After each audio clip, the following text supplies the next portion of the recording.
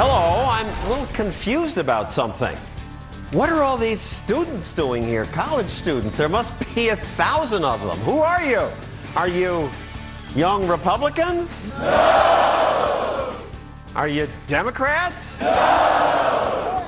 Then what are you? Students for Liberty. Liberty.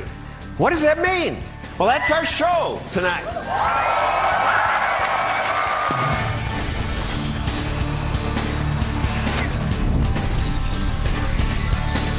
And now, John Stossel. Thank you, and welcome to a special edition of the Stossel Show. For this show, we've come to the most horrible place in America, Washington, D.C. And we're here because these students are here, and this group excites me. They are different from how I was in college. They're from all over the country, and they come here to learn about liberty and good government. And I have to say, why do you care? You're in college. When I was in college, I cared about sports and girls. And public affairs was not on the card. But we're going to hear from you in a minute and learn about that. I mean, you're studying economists like Friedrich Hayek. I would have never had a clue, but you did.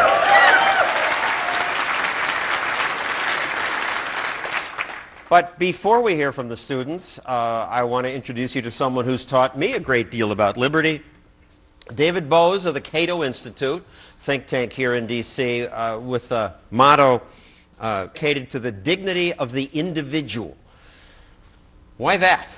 What's that mean? Because that's the most important thing in political life, in the relationship of the individual to the state.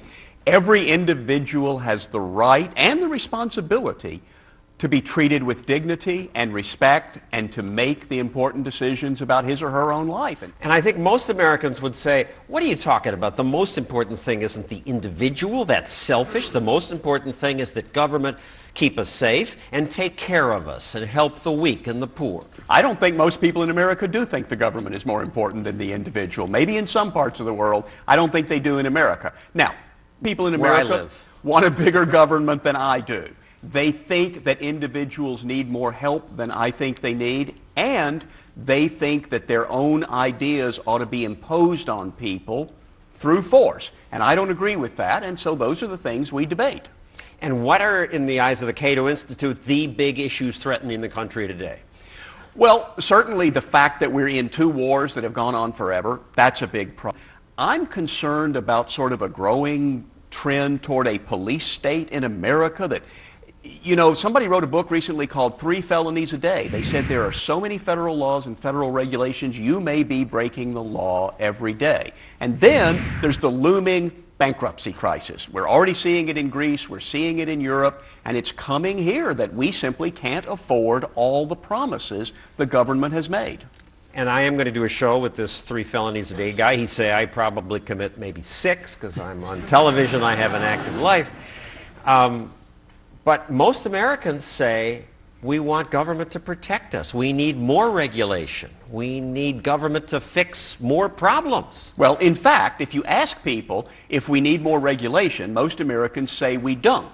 Now, but if you ask them about... people are on the phone in their cars and they're... Well, if you ask about specific regulations, sometimes people do think we need that. And part of that, then, is that's what think tanks do. We study the effects of regulations. And if you were king at the Cato Institute, what laws would you repeal? Well, if I were king, first I would repeal the law that made me king, because country...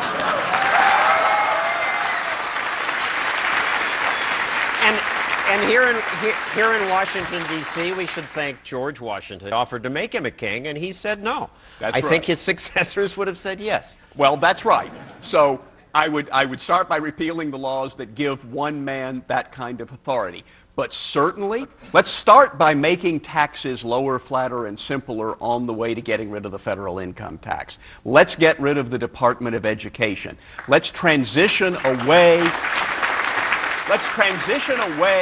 from a government-mandated retirement plan to a system where people save for their own retirement and end up with a lot more money at age 65 than they do under Social Security. Those are some laws we could repeal.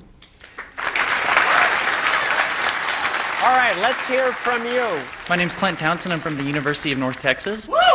So I'm wondering if there's any historical examples you could point to where social safety nets have been provided in a private setting.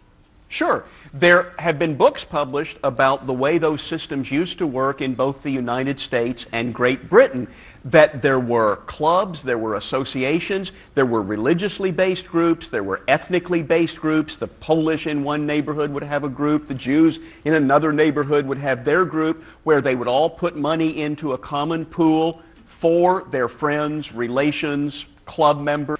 And one of the things that happened was when the welfare state came along in both England and the United States, it kind of made these systems redundant. People said, well, I guess we don't need the private system. And now people say, what would we have if it weren't for the welfare state? And the answer is, well, you would have had these systems that the welfare state destroyed.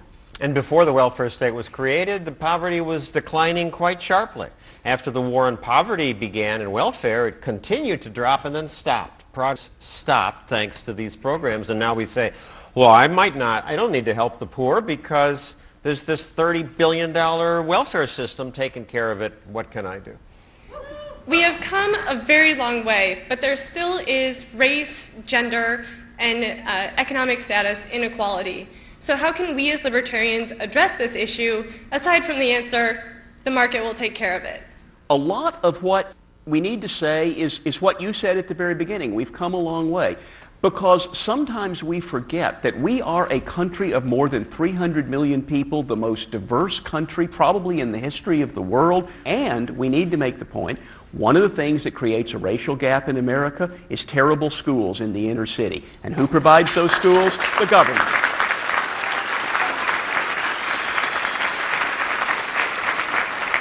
What kept black people down in America for many years? First slavery, then Jim Crow. Big government programs.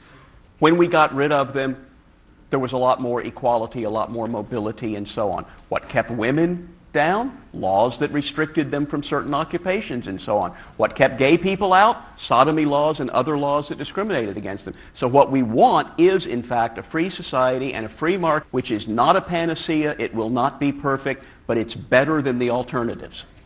Thank you. Yes, sir. I've heard a lot about smaller government in terms of dollars. Less spending, less regulation, but I haven't heard a lot of talk about a lot of concepts that we libertarians care about that don't have dollar values, like the rule of law and equal rights and peace. You're right. A lot of times it does sound like when we say smaller government, we just mean one that taxes and spends less. What I like to talk about is I want to reduce the size, scope, and power of government over individuals. And so absolutely sending people off to war, spending our money, costing people's lives, that's big government. And inequality in marriage law, that's big government that conservatives often support. So there are a lot of areas, that's right, where small government should mean a government that has less intrusiveness into your life.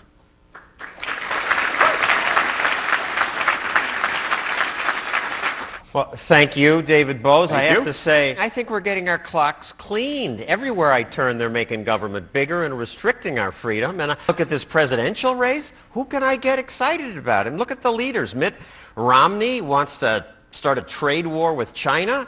Rick Santorum says the state should limit individuals' wants and passions. Newt Gingrich wants a more aggressive drug war and wants us to pay to send him to the moon. All that to me is bad news, but there is good news, and our next guest will tell us that we have a lot to be excited about.